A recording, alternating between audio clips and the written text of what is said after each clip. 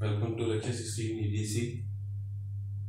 Today we'll study AC analysis of voltage divider bias configuration. This configuration, DC analysis of this configuration has already been studied by us in this course. This is the configuration without a capacitor across RE, and here we have a capacitor bypassing RE. This capacitor CE that bypasses RE serves as a bypass only for AC. The DC current does flow through RE, and through CE we have only AC current bypassing this RE. This means the whole AC current passes through CE. Why do we have this capacitor CE across RE? Because this RE serves to be the part of input impedance, and if we bypass it, the input impedance is decreased. This means the gain is increased. So this bypass capacitor serves for the purpose of increasing gain for this configuration, whereas for this configuration the voltage gain isn't that high as compared to this configuration. In today's lecture, we'll draw equivalent circuit for both of these circuits. Let's first draw the equivalent circuit for the voltage divider bias configuration without the bypass capacitor CE.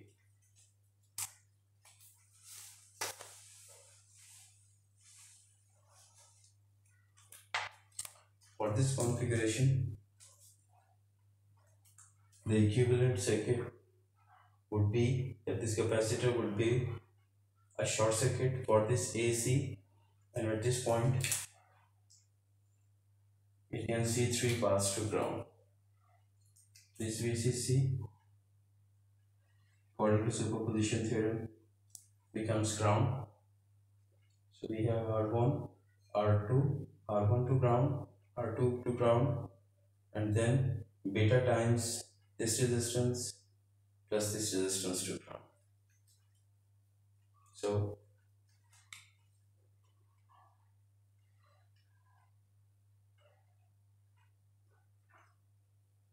the equivalent circuit for this configuration would be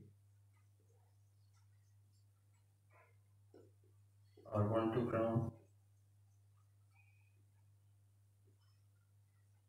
R2 to ground, and then you have this beta RE connected to this RE.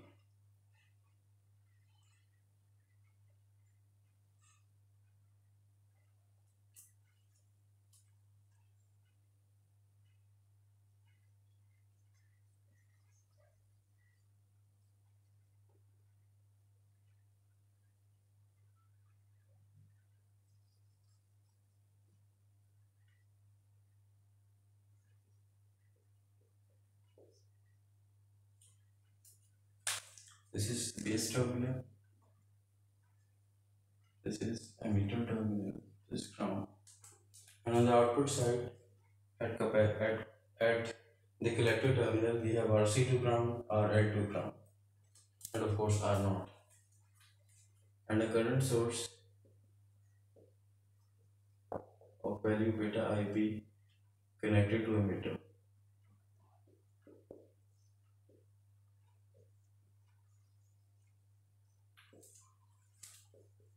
Not RC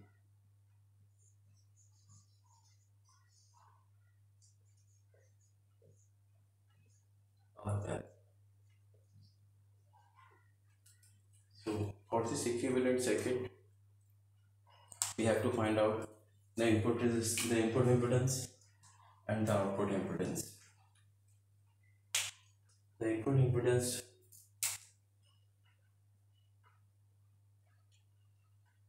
for this circuit would be R1 to ground, R2 to ground, The input impedance, to find out the input impedance, we have to remove this source and see all paths to ground. So the path to ground is R1 in parallel with R2 in parallel with this beta RE plus beta RE. So Zi would be R1 in parallel with R2 in parallel with beta times RE plus RE. Zi out for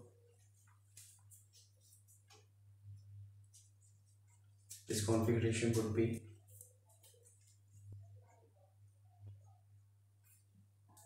R0 in parallel with RC in parallel with RL. Because this serves as an open circuit, its internal impedance is very high. It serves as an open circuit. Therefore, Z out is the parallel combination of these three resistors.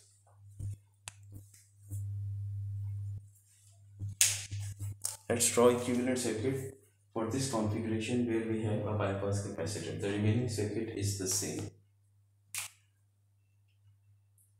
What would be the difference? Just like this circuit, at the input side we have, at this base terminal we can see two resistors to ground, R1 and R2, which is the same as this. And then this beta RE, this RE is bypassed for AC, so the path for AC current is through this base emitter junction to ground through this least resistance path, whose impedance is negligibly small. So we only have beta RE and through beta RE we connect to ground through this bypass. So this beta RE is bypassed and we are directly connected to ground here. For AC, emitter seems to be at ground level. This collector terminal. And the output side is the same. At collector terminal, we have this R0, very large resistance of collector terminal with respect to ground, in parallel with RC, in parallel with the load resistor. Let's find out the input impedance Ci for this emitter bypassed capacitor based configuration. We have R1 in parallel with R2 in parallel with beta RA. It's exactly the same as we computed for a fixed biased configuration.